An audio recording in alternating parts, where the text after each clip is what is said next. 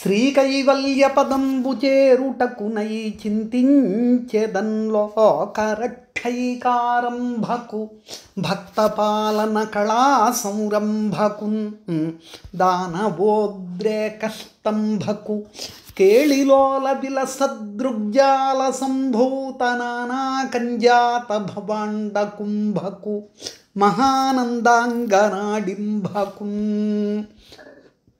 పద్యప్రభా channel వీక్షకులందరికీ నమస్కారం. పోతన గారి భాగవతంలో రుక్మిణీ కళ్యాణం చూస్తున్నాం. రుక్మిణీదేవికి ఇష్టం లేని వివాహం జరిగిపోతోంది, ఆందోళన చెందుతోంది.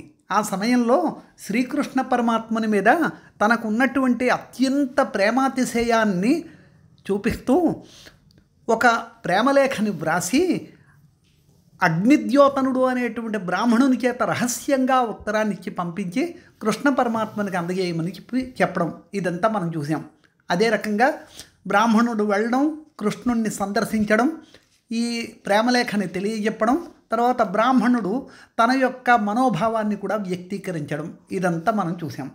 ఇప్పుడు కృష్ణ పరమాత్మని యొక్క ప్రతిస్పందన, అదే ఆ రియాక్షన్ ఎలా ఉందో చూడండి.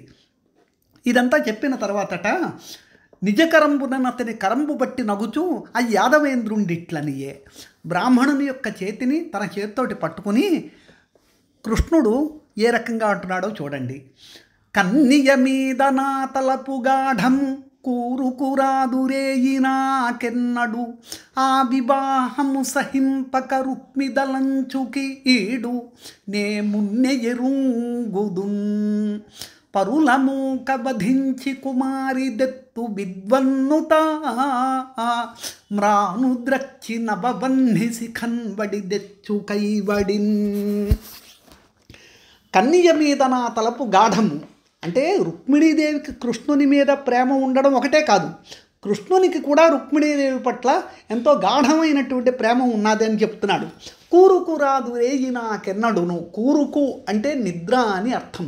ఈ కూరుకు అనేటువంటి పదము పూర్తిగా తెలుగు పదము. ఈ కూరుకు అనే పదము నుండే కునుకు అనే మాట పుట్టింది. ఈ కూరుకు అనేటువంటి అసలు మాట మాత్రం వెనక్కి వెళ్ళిపోయింది. ఒక్క కునుకు తీసాడు, కునుకు వస్తోంది, ఇలాంటి మాటలన్నీ కూడా అసలు కూరుకు అనే దాని నుంచి వచ్చాయి. కూరుకు రాదు రేయి నాకెన్నడును. రాత్రిపూట ఎప్పుడు కూడా నాకు సరిగా నిద్ర పడుతోంది కాదు. ఎందుకంటే రుక్మిణీదేవిని వివాహం చేసుకోవాలి, ఆవిడకి నా పట్ల ఎంతో ప్రేమ, నాకు కూడా రుక్మిణీదేవి పట్ల ఎంతో మనసు ఉన్నది. ఇది ఎలాగ మెటీరియలైజ్ అవుతుంది ఈ వివాహం అనేటువంటి ఆలోచనలతోటి రాత్రి నాకు నిద్ర సరిగా పడుతూ ఉండదు. అయితే మా ఇద్దరి యొక్క వివాహాన్ని మాత్రం రుక్మిణీదేవి యొక్క పెద్దన్నయ్య గారు అయినటువంటి రుక్మి అనేవాడు తను ఒప్పుకోడు.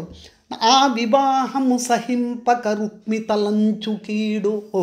రుక్మి నాకు కీడు చేయడానికే ఆలోచిస్తూ ఉంటాడు. ఇదంతా కూడా నాకు ఇంతకు ముందే తెలుసు. నే మున్నె ఎరుంగుదున్. అయినప్పటికీ కూడా నేను వస్తాను అక్కడికి. వచ్చేసరికి శత్రువులు అక్కడ ఎక్కువగానే ఉంటారు, అయినా సరే నేను వదిలిపెట్టను. పరులమూక వధించి కుమారి దెత్తు విద్వన్నుత. శత్రువులని వధిస్తాను, అవసరమైతే ఆ అమ్మాయిని నేను తీసుకుని వచ్చేస్తాను. విద్వన్నుత అంటే విద్యావంతుల చేత పొగడబడుతూ ఉండేటువంటి బ్రాహ్మణుడా. మ్రానుద్రక్షి నవవన్హి శిఖన్వడి దెచ్చు కైవడిన్.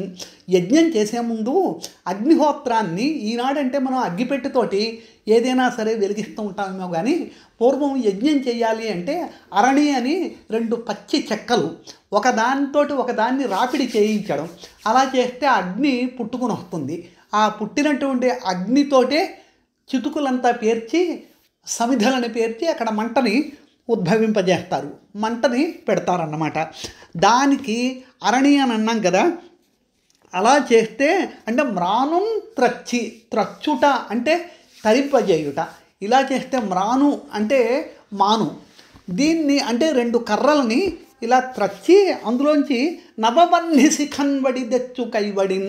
నూతనమైనటువంటి అగ్నిశిఖని ఏ రకంగా అయితే మనం తీసుకుని వస్తామో, ఇక్కడ ఏం గొప్ప ఉపమానమో చూడండి పోతన గారిది. అగ్ని తీసుకురావడం సింపుల్గా అగ్గిపుల్లను వెలిగించేస్తే అగ్ని వచ్చేస్తుంది, అందులో శ్రమ ఏమీ లేదు. కానీ 2 పచ్చికర్రలను ఒకదానితో ఒకటి అలా రాపిడి చేయించి అందులోంచి అగ్ని తీసుకురావడం అనేటువంటిది ఎంత కష్టతరమైనటువంటి వ్యవహారం అది. అలాగా చేస్తే అగ్ని వస్తుంది చూసారా, అలాగ రుక్మిణీదేవిని నేను తీసుకుని వస్తాను. అంటే నేను చాలా శ్రమపడినా సరే రుక్మిణీదేవిని అక్కడ నుండి నేను తీసుకుని వచ్చేస్తాను. ఇది ఒక అర్థం. అంటే రుక్మిణీదేవిని తీసుకురావడం అనేటువంటిది అంత సాధారణమైన సామాన్యమైనటువంటి విషయం కాదు, అయినా సరే తీసుకుని వస్తాను అని ఒక అర్థం వస్తుంది. రెండవది ఏమిటంటే అంత కష్టపడి దేనిని తీసుకుని వస్తున్నట్లు, నవవన్య శిఖన్ అంటే క్రొత్తగా ఒక అగ్ని శిఖని తీసుకుని వస్తున్నట్టు, అంటే అగ్గి పుట్టిస్తున్నట్లు. అగ్గిని మనం ఏ రకంగా అయితే ఉద్భవింపజేస్తున్నామో ఆ రకంగా రుక్మిణీదేవిని తీసుకుని వస్తానంటే ఇక్కడ రుక్మిణీదేవి అగ్గి లాంటిది స్మా. ఆవిడ యొక్క మనస్సు అనేటువంటిది ఎలాంటిది అంటే పూర్తిగా కృష్ణుని మీద లగ్నం అయినటువంటిది, ఆవిడ దగ్గర ఏమాత్రము కళంకము లేనటువంటిది అనే అర్థం ఇందులో మనకి స్ఫురిస్తోందన్నమాట. ఆ రకంగా నేను రుక్మిణీదేవిని తీసుకుని వస్తాను. ఇది మాత్రము తథ్యము అంటున్నాడు. వచ్చెద విదర్భభూమికి చొచ్చెద భీష్మకునిపురము సురుచిరలీలం దెచ్చెద బాలన్ బ్రేల్మిడి వ్రచ్చెద నడ్డంబురిపులు వచ్చిన పోరన్. ఇక్కడ ఆ క్రమం అంతా చెబుతున్నారు. వచ్చెద విదర్భ భూమికి, విదర్భ భూమి అంటే ఆ విదర్భ దేశానికి నేను వస్తున్నాను. చొచ్చెద భీష్మకునిపురము, భీష్మకుని యొక్క ఆ పట్టణము కుండిన నగరము, అక్కడికి నేను వస్తున్నాను. ఎందుకంటే విదర్భ అనేది అది ఒక దేశము, ఆ దేశం యొక్క రాజధాని ఏమిటంటే కుండిన నగరము. అందులో భీష్మకుడు అనే మహారాజు ఉంటాడు. భీష్మకుని యొక్క కుమార్తె రుక్మిణీదేవి. ఆవిడని ఆ భీష్మకుని యొక్క పట్టణంలో అయినటువంటి కుండిన నగరంలోనికి నేను వస్తున్నాను. సురుచిరలీలం దెచ్చెద బాలన్, చాలా అనాయాసంగా ఆ అమ్మాయిని నేను తీసుకుని వస్తాను. ఇలా తీసుకుని వస్తూ ఉంటే శత్రువులు నన్ను అడ్డుకుంటారు. అలాంటి సమయంలో నేను ఊరుకోను. వ్రచ్చెద నడ్డంబు రిపులు వచ్చిన పోరన్. వ్రచ్చెద అంటే ఇలా తునుమాడి పడేస్తాను. శత్రువులు కానీ అడ్డం వచ్చారంటే నేను మాత్రం వాళ్ళని లక్ష్య పెట్టను, సరిగ్గా వదిలిపెట్టను, వాళ్ళని చంపి పడేస్తాను. ఏదైనా సరే రుక్మిణీదేవిని తీసుకుని వస్తాను. ఇది కృష్ణుని యొక్క గాఢమైనటువంటి దృఢమైనటువంటి సంకల్పం అని పలికి రుక్మిణీదేవి పెండి నక్షత్రంబు తెలిసి తన పంపున రథసారథి అయిన దారుకుండు సేవ్య సుగ్రీవ మేఘపుష్ప బలాహకంబులను తురంగంబులం గట్టి రథమాయత్తంబు చేసి తెచ్చిన అమోఘ మనోరథుండైన హరి తానును బ్రాహ్మణుండును రథారోహణంబు చేసి ఏకరాత్రంబున నానర్తక దేశంబులు గడచి విదర్భ దేశంబున కుంజనియే. ఇదంతా చెప్పి ఇంతకీ రుక్మిణీదేవి యొక్క వివాహం ఎప్పుడు, ఏ సమయంలో జరుగుతోంది, ఆ నక్షత్రం ఏమిటి, శుభలేఖలో వెన్యూ టైము ఇదంతా ఉంటుంది చూసారా. ఆ రకంగా ఆ వివరాలన్నీ కూడా బ్రాహ్మణుడి దగ్గర కృష్ణుడు తెలుసుకున్నాడు. కృష్ణుని యొక్క రథం ఒకటి ఉన్నది. ఎక్కడికి వెళ్ళినా తన రథం మీద తను వెళ్తూ ఉంటాడు. ఆ రథానికి 4 గుర్రాలు ఉంటాయి. ఆ రథాన్ని నడిపేటువంటి సారథి ఉంటాడు. ఇక్కడ మామూలుగా ఎవరికైనా రాజులకి ఒక రథము, ఆ రథాన్ని నడిపే సారథి, గుర్రాలు ఉండడం అనేటువంటిది సహజం. అయితే కృష్ణుని యొక్క రథానికి, ఆ రథాన్ని నడిపేటువంటి సారథి యొక్క పేరు దారుకుడు. అంటే ఎప్పుడూ ఒకడే సారథి ఉంటాడు. అలాగే కృష్ణ పరమాత్ముని రథానికి కట్టినటువంటి 4 గుర్రాలకు కూడా పేర్లు ఉన్నాయి. అవి ఏంటంటే సేవ్యము, సుగ్రీవము, మేఘపుష్పము, వలాహకము అని చెప్పి 4 గుర్రాలు. అమరకోశంలో ఇదే చెప్తారు. అశ్వాశ్చ సేవ్య సుగ్రీవో మేఘపుష్ప బలాహకా సారథిర్దారుకో మంత్రి యుద్ధవశ్చానుజోగద. అశ్వాశ్చ సేవ్య సుగ్రీవ మేఘపుష్ప బలాహకా. ఆ రథం యొక్క అశ్వాశ్చ అశ్వములుట సేవ్యము, సుగ్రీవము, మేఘపుష్పము, వలాహకము. సారథిర్దారుక. ఆ సారథి ఎవరు అంటే దారుకుడు. ఆ రథాన్ని సమాయత్తం చేసి అమోఘ మనోరథుండైన హరి తానును బ్రాహ్మణుడును రథారోహణంబు చేసి ఆ బ్రాహ్మణుడు కూడా తన రథంలో తన ప్రక్కన కూర్చోబెట్టుకున్నట్ట. నిజంగా చెప్పాలంటే ఆ బ్రాహ్మణుడు ఎంత పుణ్యాత్ముడు, ఎంత ధన్యాత్ముడు అండి. కృష్ణ పరమాత్ముని యొక్క రథంలోనే ప్రక్కన కూర్చుండి ఆ పరమాత్ముడితోటి కలిసి ప్రయాణం చేస్తున్నాడా? ఎవరికి అలాంటి మహద్భాగ్యం దక్కుతుంది? ఆ అగ్నిద్యోతనుడు అనే బ్రాహ్మణునికి దక్కిందన్నమాట. మొత్తానికి ఒక రాత్రిల్లా కూడా ఆ రథం జర్నీ అయింది. ఎన్నెన్నో దేశాలను దాటుకుంటూ వచ్చారట. ఆఖరికి విదర్భ దేశానికి వచ్చారు. అయితే అక్కడికి వచ్చేసరికి సీన్ ఎలా ఉందంటేనట, అందు కుండిన పురీశ్వరుండైన భీష్మకుండు కొడుకునకు వసుండై కూతు శిశుపాలన కిత్తునని శోభనోద్యోగంబులు చేయించను. ఆ కుండినపురంలో భీష్మకుడు మహారాజు తన కుమారుడైనటువంటి రుక్మి అనేటువంటి వాడికి ఇంకా కట్టుబడిపోయాడు. అంటే కుమారుడు యొక్క మాటని ఏమీ ఎదిరించలేకపోతున్నాడు. కుమారుడు ఇంకా మొండివాడైపోయాడు. ఎలాగైనా సరే చెల్లిని శిశుపాలునికి ఇచ్చి వివాహం చేసేస్తానని చెప్పి పోరు పెట్టేస్తున్నాడు. పైగా కొడుకు మంచి వయసులో ఉన్నటువంటి వాడు, బలమైనటువంటి వాడు. ఇంకేవుడు చేస్తాడు పాపం. తండ్రికి ఇష్టం లేకపోయినప్పటికీ కూడా తన కుమార్తెకి ఇష్టం లేని వివాహాన్ని చేసి పెడుతున్నాడు. ఇక్కడ రుక్మిణీదేవికి ఇష్టం లేదు, తన తండ్రి అయినటువంటి భీష్మకుడికి కూడా వివాహం ఇష్టం లేదు. మరి ఆ కుండిన నగరం అంతా కూడా బాగా అలంకరించబడిపోయి ఉన్నదిట. అది చెబుతున్నారు పోతన గారు.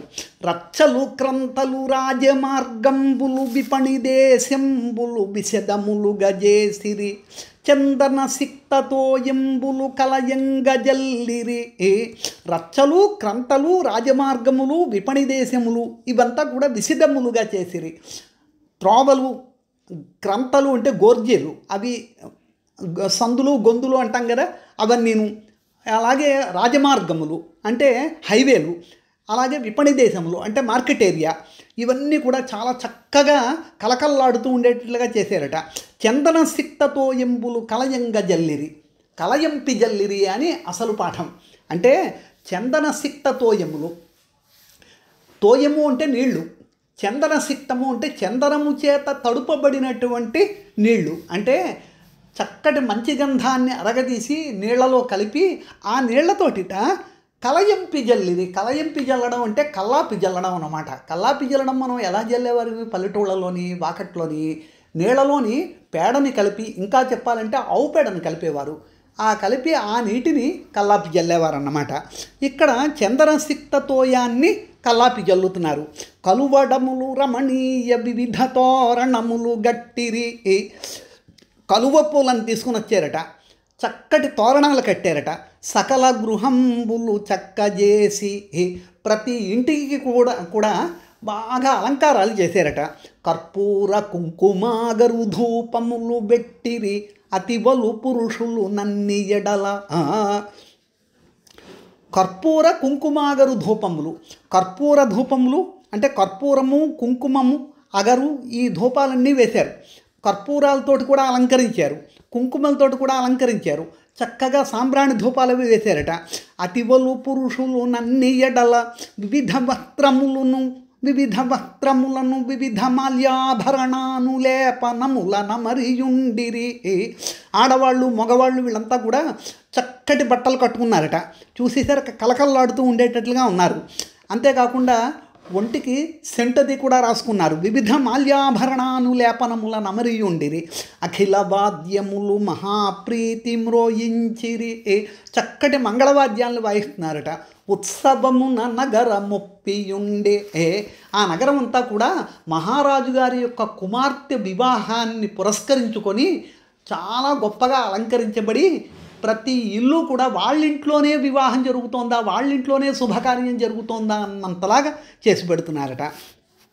అంతనా భీష్మకుండు విహిత ప్రకారంబురం పితృదేవతలను అర్చించి బ్రాహ్మణులకు భోజనంబులు పెట్టించి మంగళాశీర్వచనంబులు చదివించి రుక్మిణీదేవిని అభిషిక్తం చేసి వస్త్రయుగళ భూషితం గావించి రత్నభూషణంబులిడం చేసే.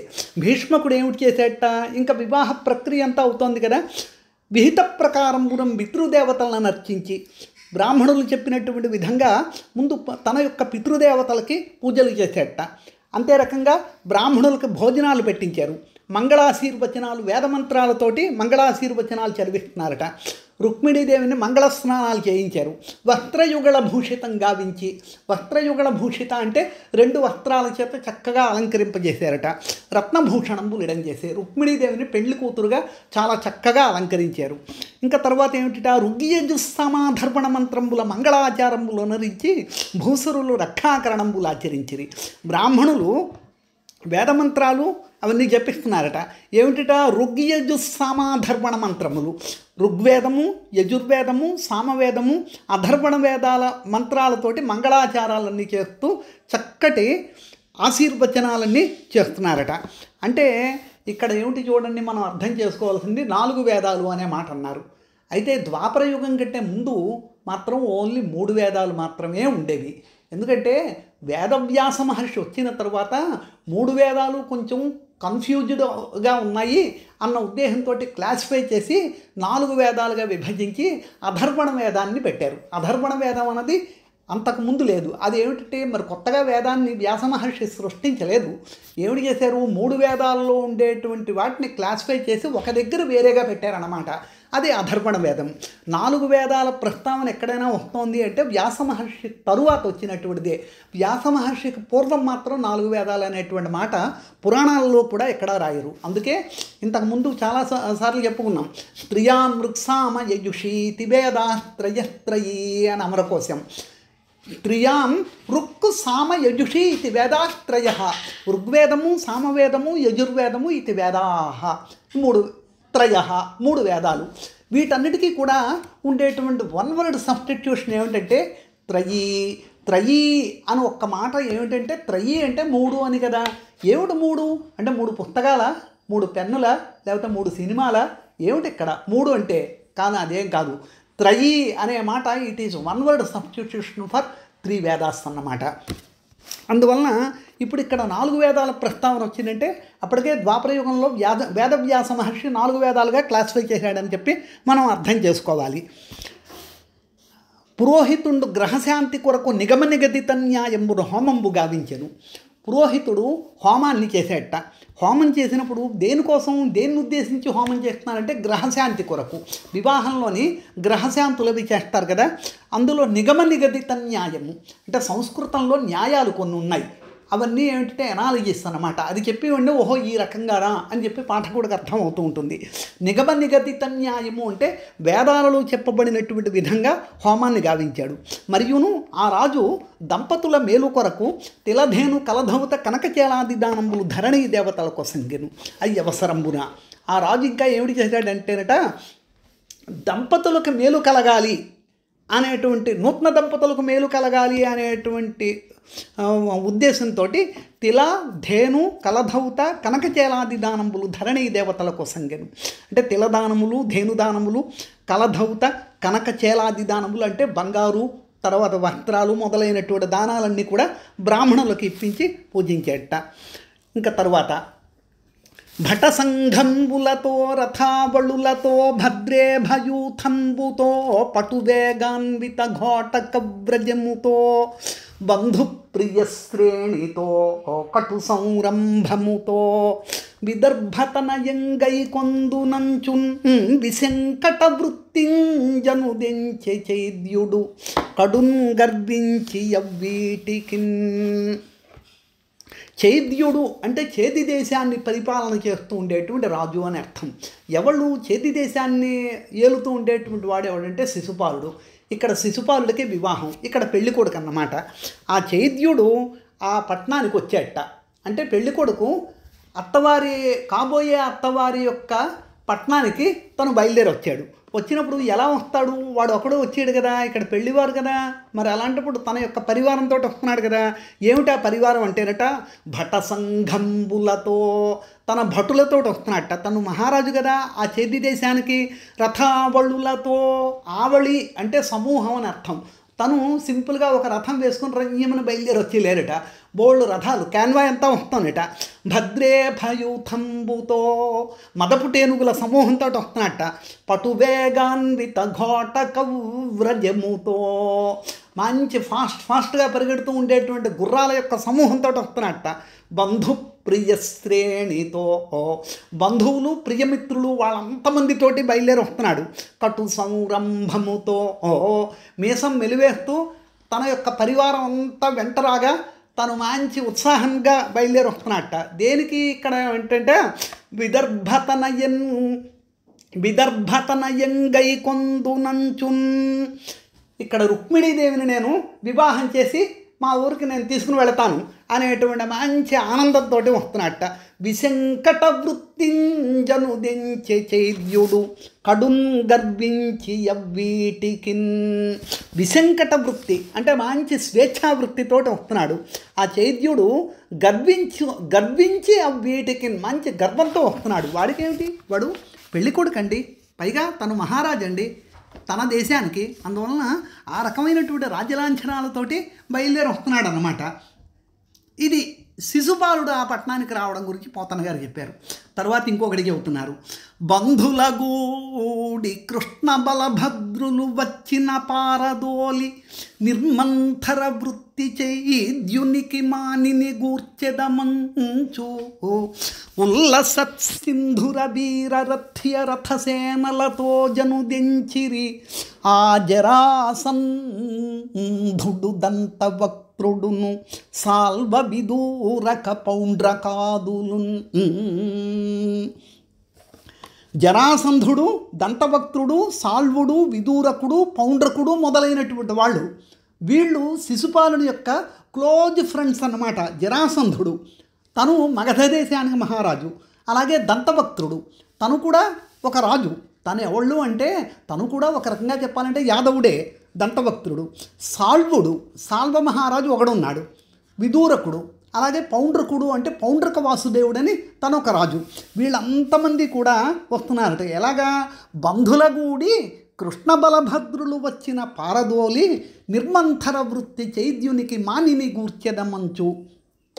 ఒకవేళ ఈ పెళ్ళికి కృష్ణుడు బలరాముడు కానీ తన యొక్క బంధువులతోటి వచ్చారా? ఎందుకంటే బలరాముడు కృష్ణుడు అంటే మాత్రం జరాసంధుడికి బద్ధశత్రువులు అన్నమాట. యుద్ధంలో జరాసంధుడు కృష్ణుడికి 18 మార్లు యుద్ధం జరుగుతుంది. అంతకుముందు ఆ జరిగినటువంటి యుద్ధంలో 17 మార్లు జరాసంధుడు కృష్ణ పరమాత్ముని చేతిలో ఓడిపోయేవాడు. కృష్ణుడు వదిలిపెడుతూ ఉండేవాడు. దాని వెనకాతల ఒక రీజన్ ఉంది. అదంతా సరే ఇప్పుడు మనకు అప్రస్తుతం. వదిలిపెడుతూ ఉండడం ఆఖరికి 18వ మారు వచ్చినప్పుడు కృష్ణ బలభద్రులు మాత్రము ఇంకా తట్టుకోలేమనేటువంటి విధంగా కనిపెట్టుకుని ఇంకా అక్కడి నుంచి పారిపోయారు ఆ యుద్ధంలో నుండి. అంటే మొత్తానికి చిట్టకి జరాసంధుడు గెలిచినట్లుగా తను ఫీల్ అవుతూ ఉంటాడు. మరి ఆ బలరామకృష్ణులు మాత్రం పారిపోయారో ఎక్కడికి వెళ్ళిపోయారో తెలియదు. అలాగని చనిపోయారని అనుకోవడానికి లేదు, వెళ్ళిపోయారు అంతే. ఇప్పుడు ఈ పెళ్ళికి కానీ వాళ్ళు ఒకవేళ వచ్చే మాట అయితే తుక్కు రేగొడతాను నేను అనేటువంటి కోపంతో జరాసంధుడు వచ్చేట. బంధులగూడి కృష్ణ బలభద్రులు వచ్చిన పారదోలి నిర్మంథర వృత్తి చైద్యునికి బంధులగూడి కృష్ణ బలభద్రులు వచ్చిన పారదోలి నిర్మంథర వృత్తి చైద్యునికి మానిని గూర్చెదమంచు ఉల్లసత్సింధుర వీర రథ్య రథసేనలతో జనుదెంచిరి ఆ జరాసంధుడు దంతవక్త్రుడును సాల్వ విదూరక పౌండ్రకాదులున్. తర్వాత భీష్మక మహారాజు శిశుపాలునికి ఎదుర్కోలు సన్నాహం అంతా పలికి తనని ఒక విడిదిలో కూర్చోబెట్టడం అయిన తర్వాత ఈ విషయం అంతా తెలుసుకుని బలరాముడు తన మనసులో అనుకుంటున్నట్ట. హరి ఒకడేగినాడు మగధాదులు చైద్యహితానుసారులై నరపతులెందరేని చనినారు కుమారిక దెచ్చుచోట సంగరమగు తోడుగా వలయు కంస విరోధికి నంచు వేగతా నరిగే హలాయుధుండు కమలాఠుని జాడననేక సేనతోన్. ఈ పద్యంలోని మంచి తమాషా అయిన పదాలను పోతన గారు వాడతారు, చూద్దాం. హరి ఒకడేగినాడు, ఓ కృష్ణుడు ఒక్కడే వెళ్ళాడు. మగధాదులు చైద్యహితానుసారులై నరపతులెందరేని చనినారు. మగధాదులు అంటే జరాసంధుడు మొదలైనటువంటి వాళ్ళు ఒకళ్ళు కాదు, బోలుడు మంది ఆ శిశుపాలునికి మేలు చేకూర్చుదాము, ఈ వివాహం జరిపిద్దాము అనేటువంటి సంకల్పంతో బోలెడు మంది రాక్షసులు బయలుదేరి వెళ్ళారు. దీనిని బట్టి చూస్తే యువతల కృష్ణుడు ఒకడు వెళ్ళాడా, అవతల జరాసంధుడు, దంతవక్త్రుడు, సాల్వుడు మొదలైనటువంటి వాళ్ళు బోలెడు మంది వచ్చారా? ఇదంతా చూస్తూ ఉంటే అక్కడ జరిగేదేమిటి? కుమారిక దెచ్చు చోట సంగరమగు. ఓ ఆ అమ్మాయిని తీసుకురావడం అంటే రుక్మిణీదేవిని తీసుకుని వచ్చేద్దామని చెప్పి కృష్ణుడి కదా వెళ్ళాడు. ఇక్కడ యుద్ధం జరిగిపోయేటువంటి అవకాశం మాత్రం ఉన్నది. ఊరుకుంటారేంటి? అయితే అమ్మాయిని తీసుకుని వెళ్ళిపోండి అని చెప్పి వాళ్ళు అంటారా? వాళ్ళు అడ్డుకోరు. అంటే చాలా పెద్ద గొడవ జరుగుతుంది. అదే మరి అక్కడ రాజుల మధ్య జరిగే గొడవ అంటే యుద్ధం అన్నమాట జరుగుతుంది. కుమారిక తెచ్చు చోట సంగరమగు. కుమారికి తెచ్చే చోట అంటే ఆ పెళ్లి మండపం అవ్వచ్చు, ఆ కుండిన నగరం అవ్వచ్చు, అక్కడ ఒక పెద్ద యుద్ధమే జరిగిపోయే అవకాశం ఉంది. అందువలన నేను ఇక్కడ ఖాళీగా కూర్చోకూడదు ఈ ద్వారకాపట్నంలోని. తోడుగా వలయు కంస విరోధికి నంచు. ఓ కంస విరోధికి నేను తోడుగా వెళ్ళాలి అని అనుకున్నట్ట. అంటే ఎవరికి తోడుగా వెళ్ళాలి? కృష్ణుడికి తోడుగా వెళ్ళాలి అని చెప్పి పోతన గారు ప్రయోగించలేదు. కంస విరోధికి తోడుగా వెళ్ళాలి. కంస విరోధి ఎవడు? కంసుడిని చంపినటువంటి కృష్ణుడికి తోడుగా వెళ్ళాలి. అంటే కంసుడిని చంపాడు అనేటువంటి మాటని కృష్ణుడి యొక్క విశేషణం ఏమిటి రాశారు? కంస విరోధి అంటే కంసుడిని చంపినటువంటి వాడు. అంటే ఈ యుద్ధంలోని కృష్ణుడి చేత చావవలసినటువంటి వాళ్ళు కొంతమంది ఉన్నారన్నమాట. అంటే చంపుకోవడాలు అనేటువంటి ఉంటాయి. కృష్ణుడు తను పైచేయిగా ఉండి కొంతమందిని చంపే అవకాశాలు ఇక్కడ ఉంటాయి అని, అటువంటి కృష్ణుడికి నేను తోడుగా వెళ్తాను అని వెళ్ళినటువంటి వాడేవట బలరాముడు వెళ్తున్నాడని చెప్పలేదు పోతన గారు ఇక్కడ. తోడుగా వలయు కంస విరోధికి నంచు వేగత నరిగే హలాయుధుండు. బలరాముని యొక్క ఆయుధాన్ని ఇక్కడ ప్రస్తావన చేస్తున్నారు. నాగలి ఆయుధంగా కలిగినటువంటి వాడు బయలుదేరి వెళ్ళాడు. అంటే బలరాముడు ఒక్కడు కాకుండా తన మెడ మీద నాగలి కూడా తీసుకుని వెళ్ళాడు. అంటే అక్కడ యుద్ధం గారి జరిగిందంటే దున్నేస్తాడనమాట. ఎవరైనా అడ్డొచ్చేమాడైతే కృష్ణుడి కంటే ముందు బలరాముడే వేసి పడేస్తాడు వాళ్ళని. ఆ రకంగా కమలాక్షుని జాడననేక సేనతోన్. కమలాక్షుడు అంటే కృష్ణ పరమాత్ముడు అని అర్థం. కమలాక్షుడు అంటే కమలముల వంటి కళ్ళు కలిగినటువంటి వాడు అని వ్యుత్పత్తి కదా. అంటే కమలాక్షుడు అంటే కృష్ణుడు. ఎవరైనా కృష్ణుడు అనొచ్చు, విష్ణువు అనొచ్చు. కానీ కమలాక్షుడు అంటే కమలాలు లాంటి కళ్ళు కలిగినటువంటి వాళ్ళు ఎవరినైనా మానవులను మాత్రం ఎప్పుడూ అనకూడదు. కమలాక్షుడు అంటే ఓన్లీ వన్, ఓన్లీ విష్ణుమూర్తి. అంటే ఇక్కడ కృష్ణుడు విష్ణువే కనుక కృష్ణుడిని ఉద్దేశిస్తూ చెప్పినటువంటిది. బలరాముడు కూడా అనేక సేనతో తన యొక్క యాదవ సైన్యాన్ని తోడుగా తీసుకుని వెళ్ళిపోయి అక్కడ చేసేట. ఇంకా తరువాత అక్కడ జరిగినటువంటి విషయాలు ఎలా ఉన్నాయి అనేటువంటిది పోతన గారు చెప్పినటువంటిది రేపు చూద్దాం. స్వస్తి.